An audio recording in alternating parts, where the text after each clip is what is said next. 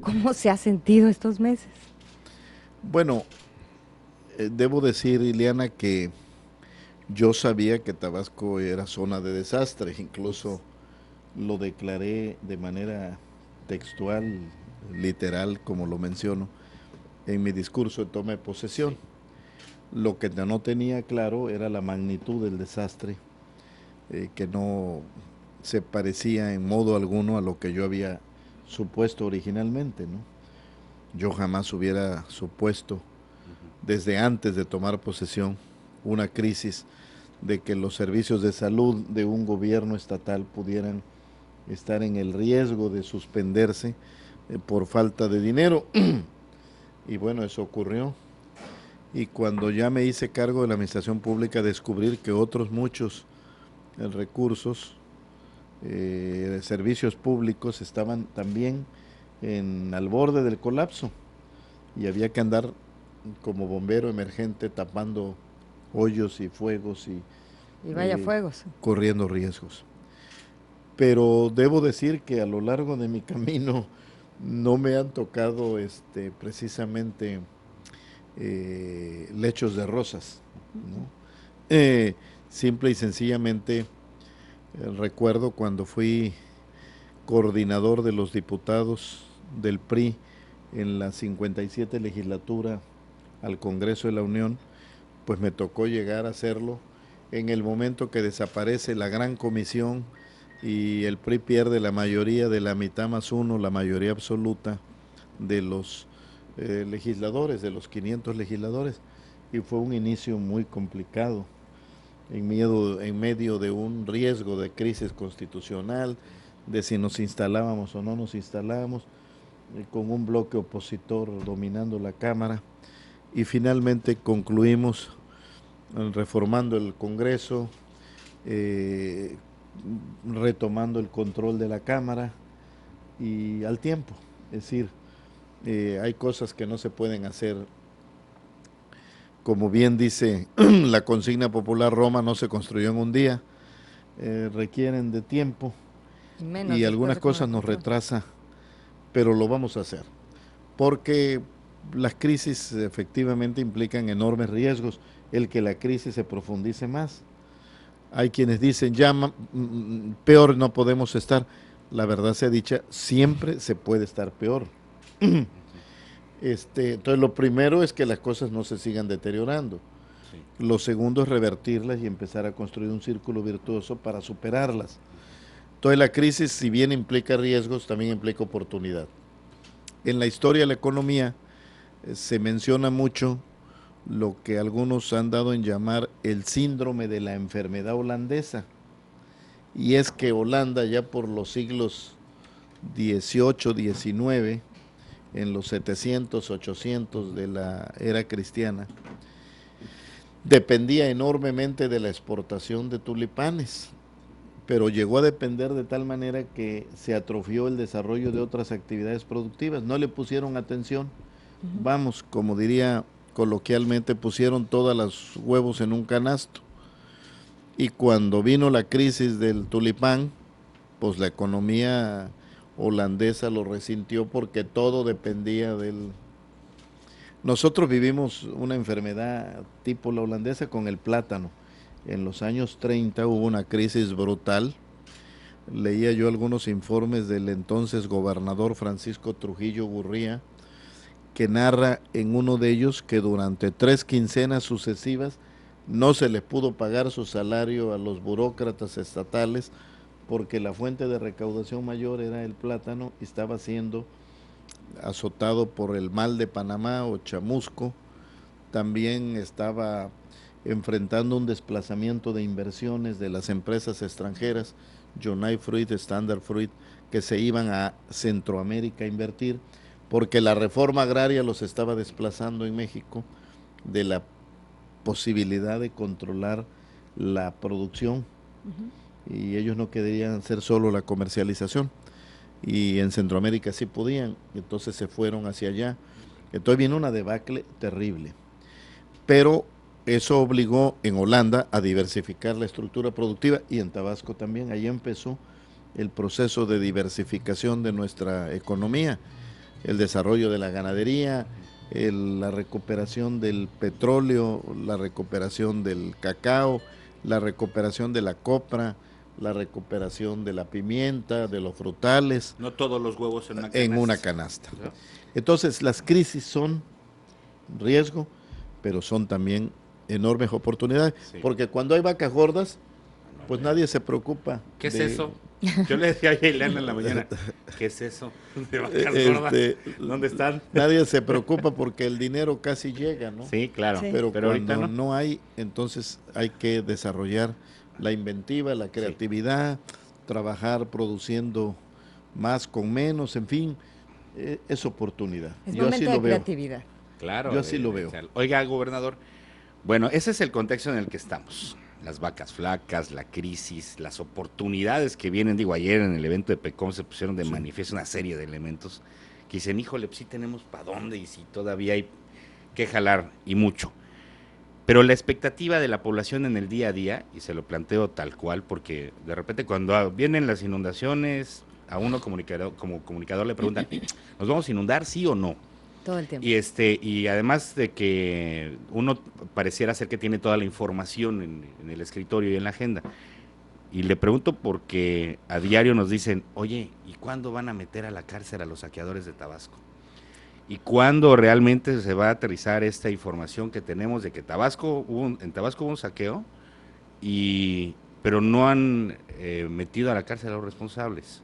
Y ese es el día a día en Tabasco, así como sí. Cuando hemos tenido lo de la inundación y como cuando hemos tenido otros temas recurrentes, hoy se pregunta sobre eso. ¿Cómo vamos en ese sentido, gobernador? Bueno, hicimos lo que teníamos que hacer,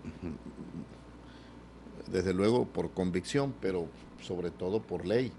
La ley dice que si un servidor público tiene conocimiento de una irregularidad, debe hacerlo del conocimiento a su vez de la autoridad competente para investigar, esclarecer, deslindar responsabilidades y aplicar sanciones si es el caso. Lo hicimos. Las primeras denuncias fueron de carácter administrativo. Hay, como dicen los abogados, incoados en proceso de desarrollo, más de 300 procedimientos administrativos de responsabilidades administrativas de servidores públicos que se les han hecho observaciones, tienen plazos para solventarlas, para aclararlas, para comprobar que no eran tales y que se subsanen. Quien no lo haga, entonces ya está sujeto a las sanciones establecidas en la Ley de Responsabilidades Administrativas. Están las denuncias penales, unas en la Procuraduría General de la República, otras en la del Estado. En ambos casos se está trabajando en las averiguaciones previas. Hemos recibido llamadas del Procurador de la República para que ampliemos alguna información de las denuncias presentadas. El Procurador está también en lo mismo. La Secretaria de la Contraloría está haciendo muchas auditorías. Casi no nos damos abasto de tantos frentes que tenemos que cubrir simultáneamente, y de vez en cuando afloran otras cosillas por ahí. También la Secretaría de la Función Pública de inmediato mandó unos auditores que estuvieron viendo particularmente gasto federal, y la Auditoría Superior de la Federación ha requerido información para que en el programa de auditorías de la cuenta pública 2012 que va a iniciarse, pues se incluyan aquellas áreas sensibles donde hemos detectado irregularidades. Está en camino pues todos los procedimientos administrativos y penales. Cada uno tiene su propio tiempo.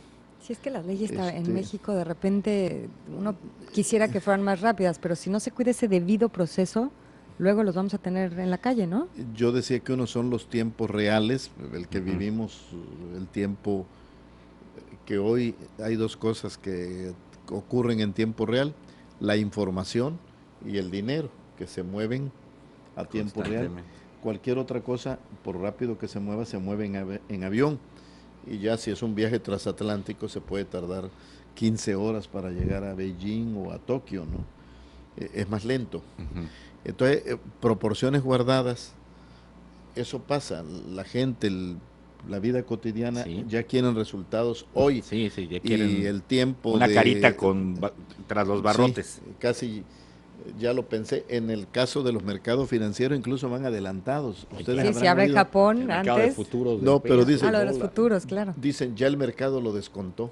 Y si hay este acontecimiento, va a haber fuga de capitales, no te preocupes, el mercado ya lo descontó. Es decir, ya hicieron un modelo de simulación y dijeron, si pasa esto, ¿cuál es el riesgo de pérdida que tenemos? Ya lo calculan y se dan por tranquilos si está dentro de ciertos márgenes.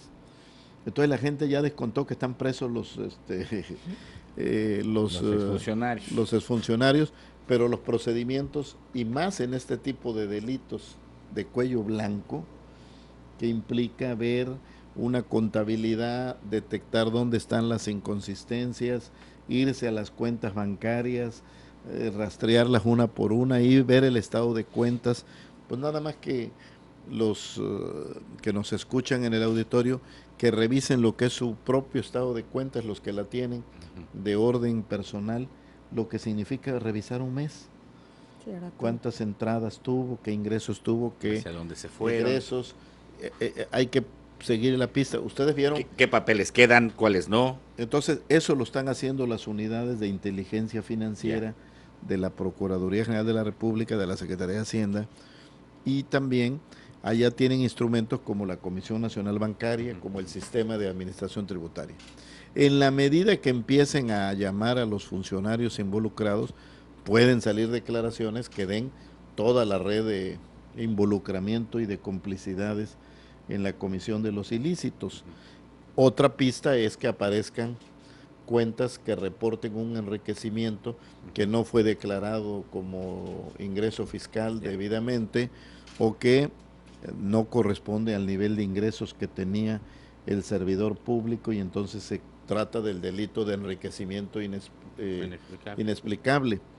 Y también, si es un particular, se trata de que acredite cómo obtuvo los recursos de procedencia lícita, porque de otro modo serían recursos ilícitos. Es decir, es una cadena que implica tiempos, pero de que vamos a llegar a ellos, vamos a llegar, de eso no tengo ninguna duda. Se decía, es que se les persigue por pillos, no por tontos, y no dejaron ninguna huella. Yo tengo que decirle a los tabasqueños, huellas hay. O sea, ya lo demás. No solo fueron pillos, fueron tontos. Porque, ahora sí ya son también un poco tontos. Sí, porque la huella. El dinero que no llegó a lo que tenía que llegar, sobre todo estoy hablando del federal, llegó a otra cuenta y ahí hubo un manejo donde todo el caminito está reconstruido. Claro, ¿a quiénes involucra? Pues a los que firmaban. Claro. Ahí no hay ninguna duda de la responsabilidad, que digan inmediata por qué hicieron eso, por qué hicieron esos movimientos, porque si no, pues fue su responsabilidad y tendrán que decir la sopa, ¿no? Entonces ya es cuestión de tiempo. Es cuestión de tiempo, pero yo quiero aprovechar la oportunidad que me brindan Ileana y Gabriel para decirle una vez más a los tabasqueños que vamos en firme con la lucha contra la corrupción, que no tengan ninguna duda de mi empeño y mi compromiso, que tengan claro de que más vale paso que dure que trote que canse.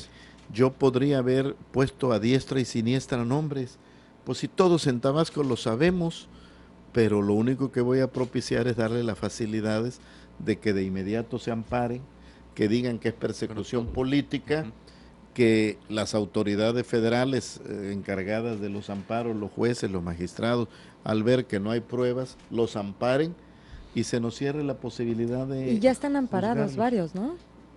No lo sé, es probable que algunos sí, pero bueno, eso no será eterno, ¿no?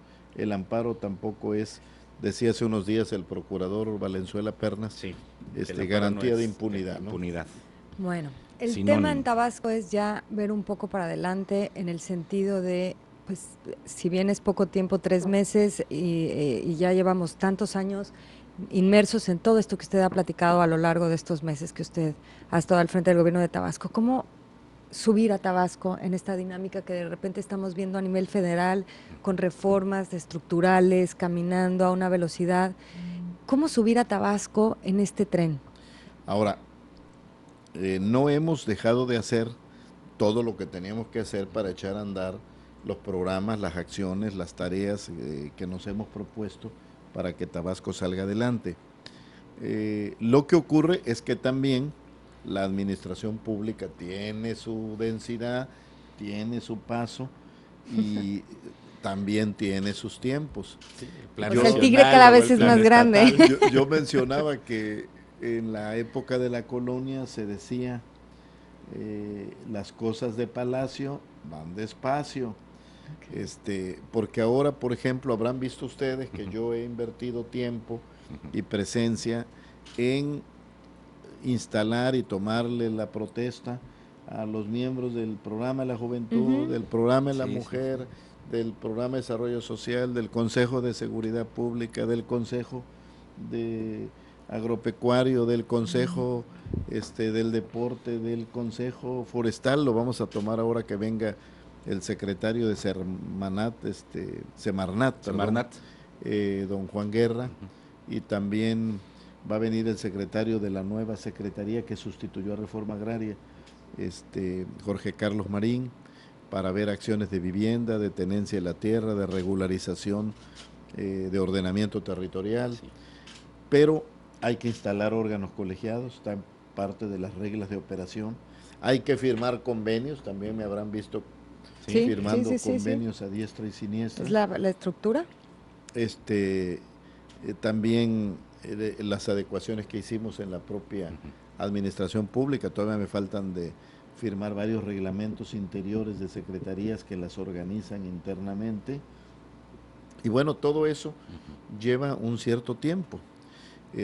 Eso afortunadamente ya lo hemos desahogado, ya lo hemos cubierto, y ya estamos en condiciones de empezar a ejercer los recursos, a aplicar los programas para que la gente vea los beneficios. Trátese del programa de modernización de la carretera Cárdenas-Villahermosa, de las negociaciones que estamos haciendo para destrabar el libramiento de Villahermosa, que para construir 16 kilómetros estamos atorados hace 4 años por los derechos de vía,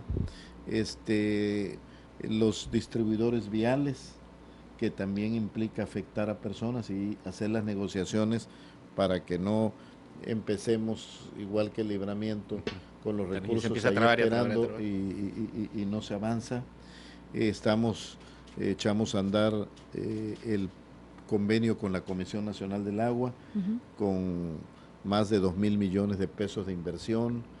Estamos echando a andar las ventanillas para atender todas las demandas del sector agropecuario, que están operando en los 17 municipios del estado, en 4 delegaciones regionales de la Zagarpa, atendiendo de manera transparente a quienes pretenden obtener apoyos de los programas gubernamentales para sus actividades productivas de orden agropecuario.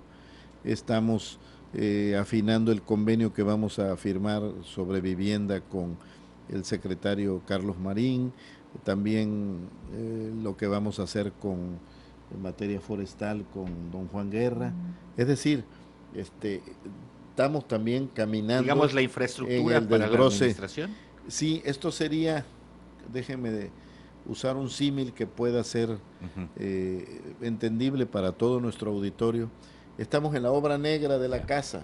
La obra negra no se ve. Cimiento, base, redes, pero ahí está, tuberías. Es del piso para abajo, pero es el soporte de lo que luego vamos a edificar.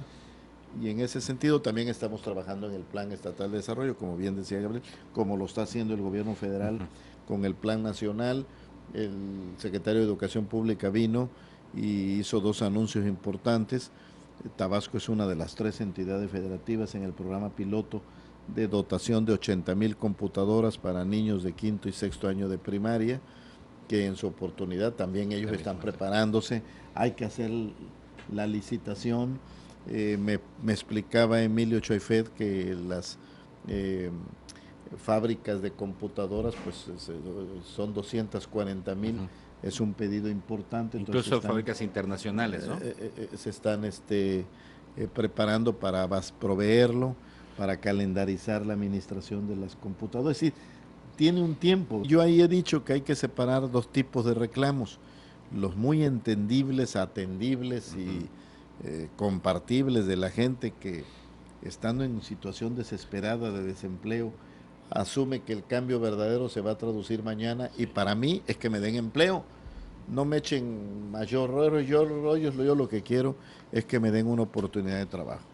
Y eso pues no ocurre de la noche a la mañana, porque además mal haría un gobierno que ya tiene de por sí una nómina muy inflada, pues sobrecargarlo y que no haya gasto de inversión. Y de los otros, los maledicentes, que fueron los que llevaron a Tabasco a esta situación y quieren que en 100 días hayamos hecho lo que ellos descompusieron en 18 años, en 6.570 días. Que de eso se trata, porque no llegamos a esto porque Dios nos castigó, porque la naturaleza se empeñó en que así nos fuera por las inundaciones, o que los tabasqueños tenemos mala suerte. No, hubo algo de la naturaleza, sí, las inundaciones, la inundación, pero no es eso lo que nos tiene como nos tiene la irresponsabilidad, la ambición, la falta de escrúpulos, y yo diría hasta los afanes criminales, porque dejar sin oxígeno un hospital del niño para que no se pueda atender a un niño prematuro, sin recursos, eso no es una falta administrativa, eso es criminal. Grupo Presente Multimedios, evolución, comunicación, compromiso.